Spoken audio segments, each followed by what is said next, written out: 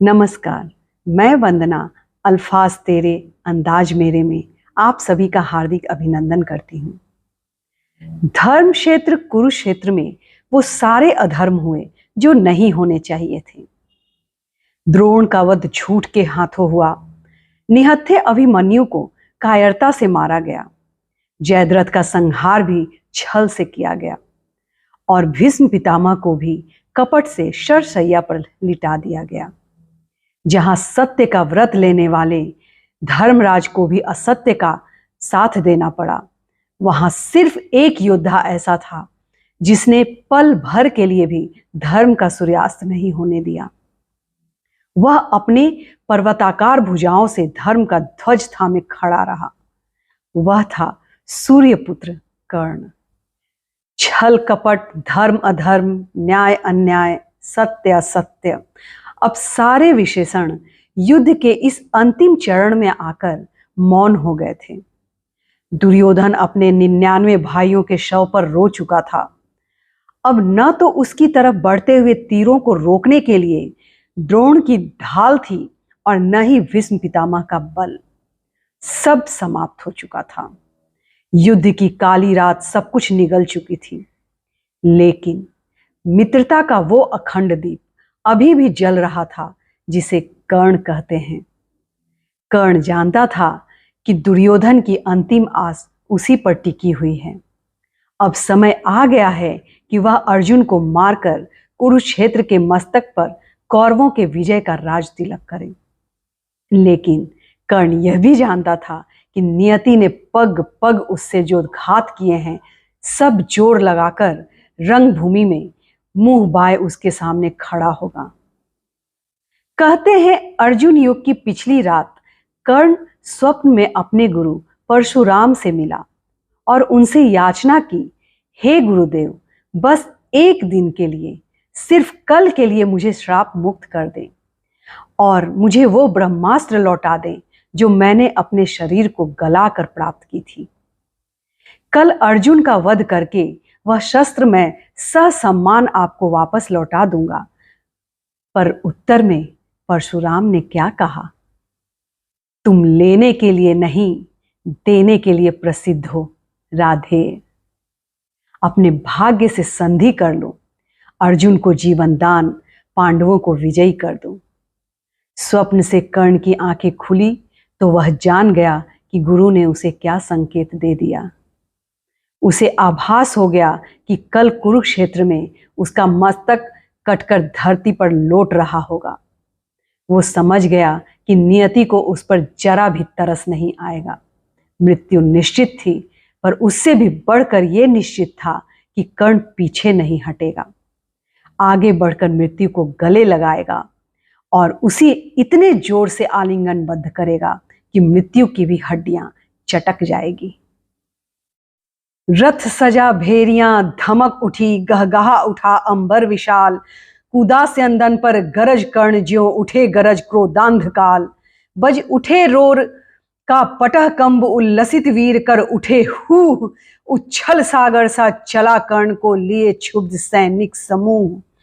हे सारथांशु की चक्र रोर, दंतावल का बृहत अपार, टंकार धनुर्गुण की भीम, दुर्मद समसूरों की पुकार।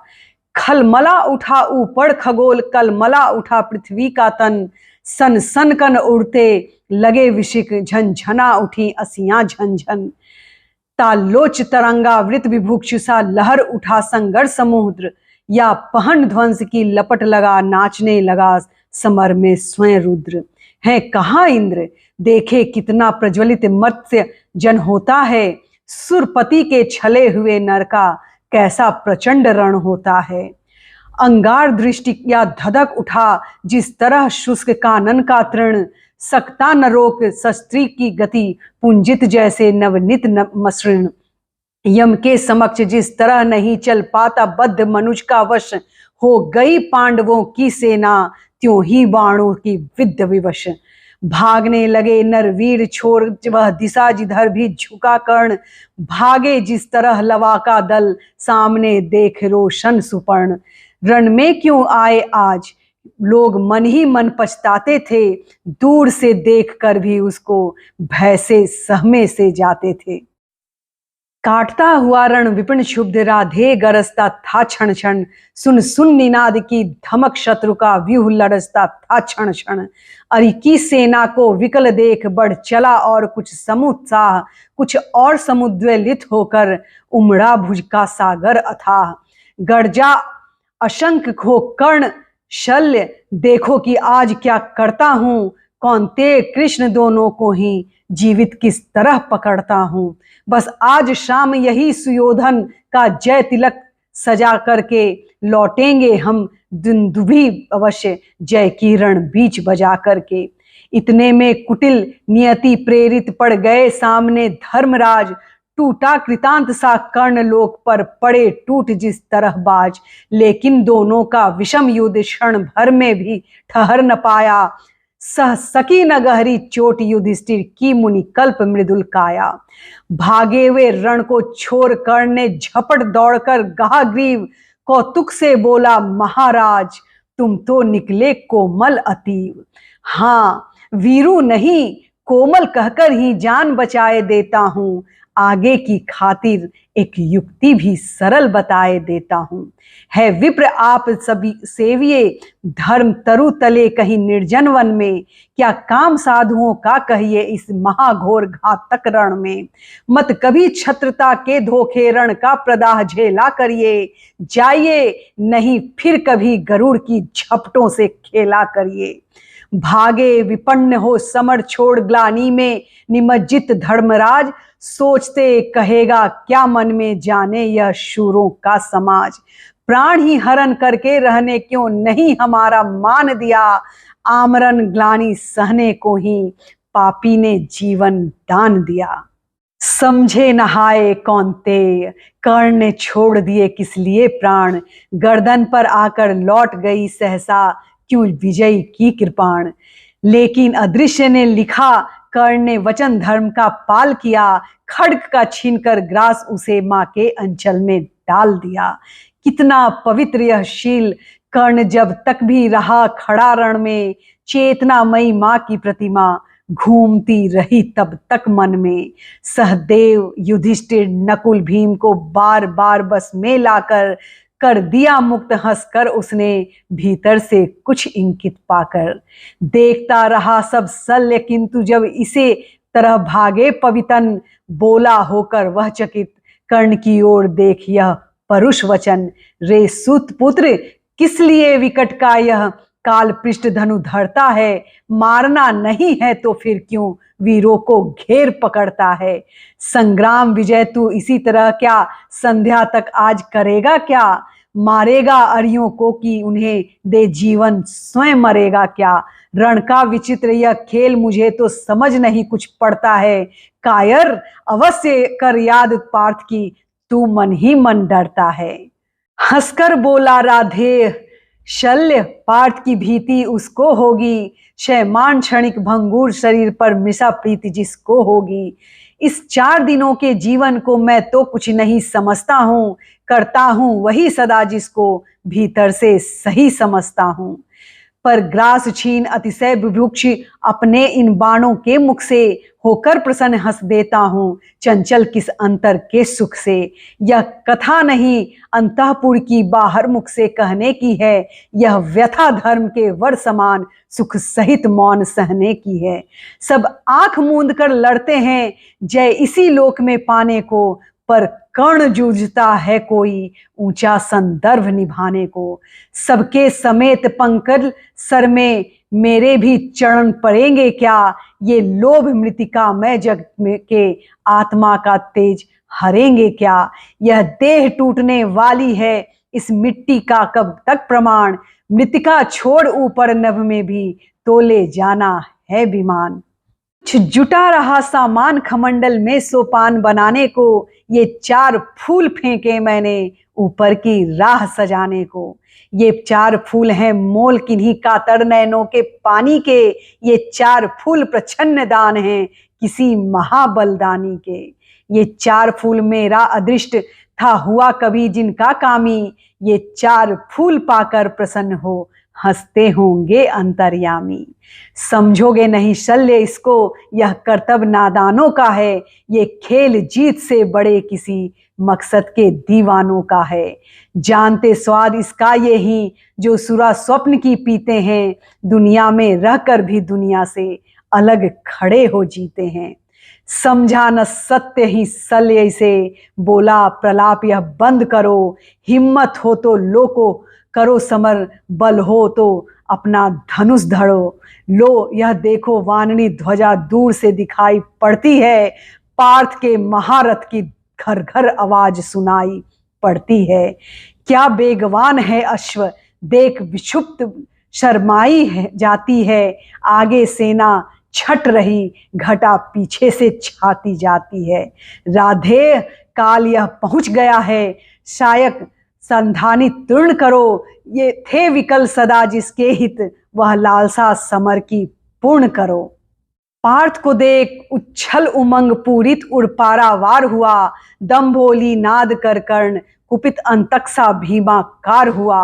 बोला विधि ने जिस हेतु पार्थ हम दोनों का निर्माण किया, जिस लिए प्रकृति के अनल तत्व का हम दोनों ने पान किया, जिस दिन के लिए किए हमने दोनों वीर अधक साधन, आ गया भाग्य से आज जन्मों जन्मों का निर्धारित वह क्षण।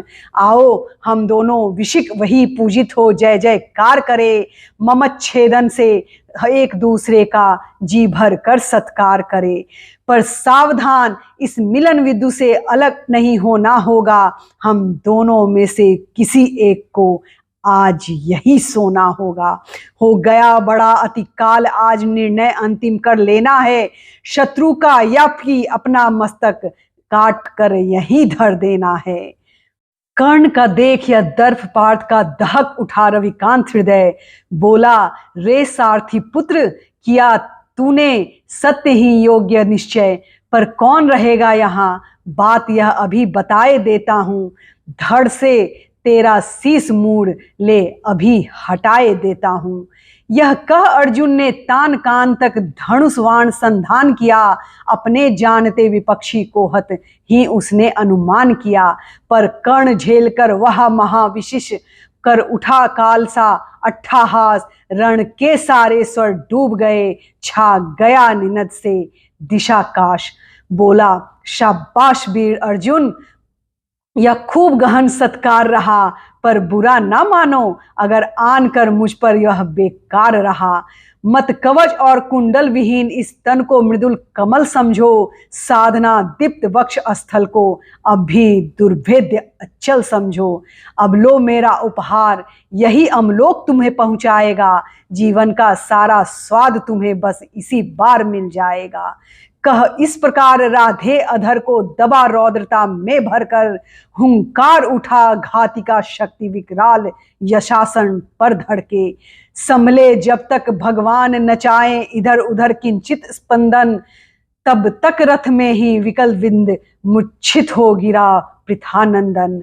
कर्ण का देखिया समर शौर्य, संकट में हाहाकार हुआ।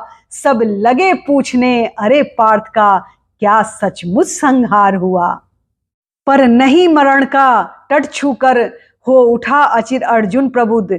क्रोधांध गरज कर लगा कर्ण के साथ मचाने द्विरथ युद्ध। प्राविद से गरजे गरज दोनों करते थे प्रतिभट का प्रहार। थी तुला मध्य संतुलित खड़ी लेकिन दोनों की जीत हार।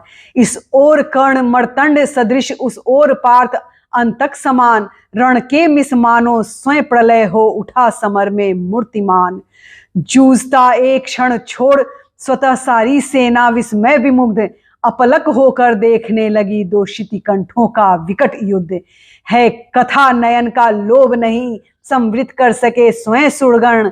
भर गया विमानों से तिल तिल कुरुभूमि पर कल कल नदित गगन। थी रुकी दिशा शांत प्रकृति के निखिल रूप तन्मय गंभीर। ऊपर संभित दिन मणि का रथ, नीचे नदियों का अचल नीर। आहा यह युग्म दो अद्भुत नरों का, महामदमत मानव कुंजरों का। निर्गुण के मूर्तिमय अवतार ये दो, मनुज कुल के सुलभ श्रृंगार ये दो।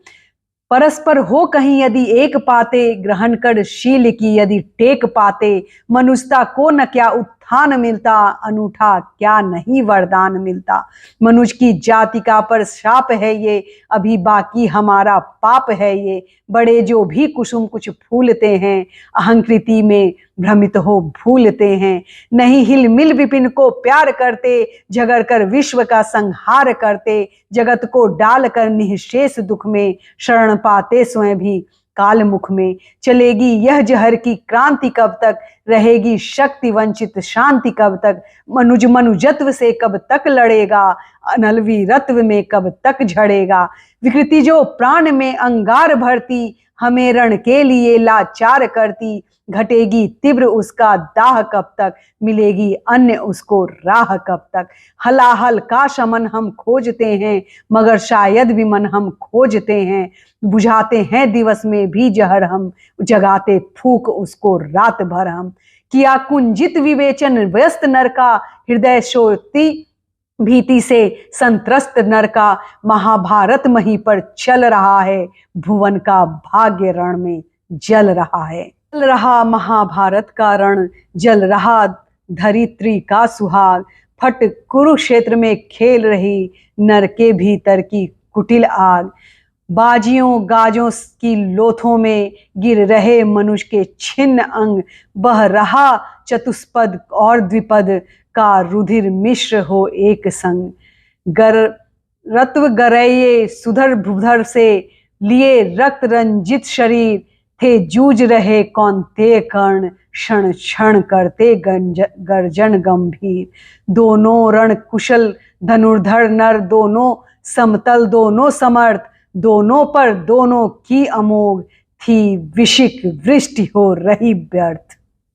कर्ण और अर्जुन दोनों में से कोई कम नहीं था। दोनों में मुकाबला बराबरी का चल रहा था। लेकिन एक समय ऐसा आया जब कर्ण को अवसर मिला कि वह अपना जीवन व्रत पूर्ण कर ले, अर्जुन को मार दे। क्या था वह प्रसंग? क्या यह संभव हो सकता था? इसे जानने के लिए हम सुनेंगे अगला भाग।